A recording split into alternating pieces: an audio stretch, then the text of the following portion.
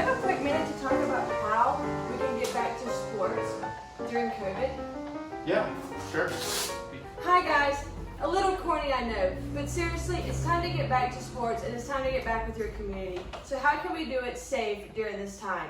I'm Lindsay Davis and I'm a physical therapist and I'm also support staff for Seattle Wheelchair Rugby Team. My name is Brian Moore. I'm an athlete on the Seattle Slam wheelchair rugby team, and I've done some rowing with Seize the Oar. I'm also the co-founder of the Unbroken Foundation. The Unbroken Foundation has been around for about 8 years, and our mission is to empower individuals in the Pacific Northwest living with spinal cord injuries. Currently, we are partnering with a number of organizations, including Seize the Oar, to launch the very first all-inclusive fitness center in the city of Seattle. So I know top of mind for everyone is getting back to competing and getting back to the sports we love. So without further ado, here are a few ideas. Hi guys, okay.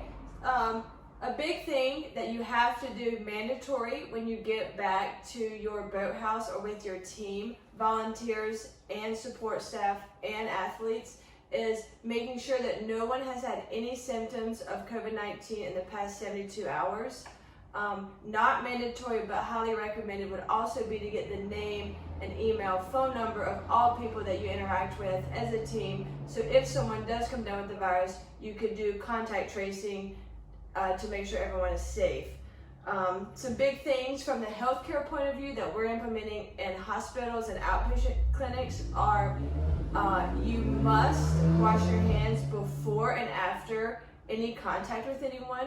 So we have made a video and you'll see that the support staff use hand sanitizer before we touch the athlete, we do the transfer, and then we sanitize again before we go to the next athlete. Another thing that's mandatory is the person doing the transfer must have a mask on, and the athlete also must have a mask on. These are guidelines from the PT Board of Washington in terms of patient care. I know you guys aren't patients, but they're saying that if you're going to come within that 6-foot rule, you must have a mask on, and the other person must have a mask on as well. A thing that's catching wind in hospitals and acute care and inpatient rehab facilities in Seattle are they're starting to make therapists wear eye shields. It's not yet mandatory, but it seems to be moving in that direction. So if that's something that you want to do, you can, but it's not a CDC requirement at this time.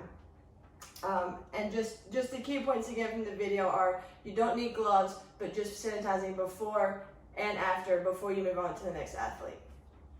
Another organization, just as a point of reference for everyone, the USQRA has recently come out with some guidelines for us. In order to host a tournament, we have to have teams commit to following the same sort of safety protocols that Lindsay just outlined. So folks have to be sanitizing in between every transfer. Both the therapist or the volunteer has to be wearing a mask, as well as the athlete does, up until the point that they come onto the court, or in our case, get out onto the water. So without further ado, we'll roll the video.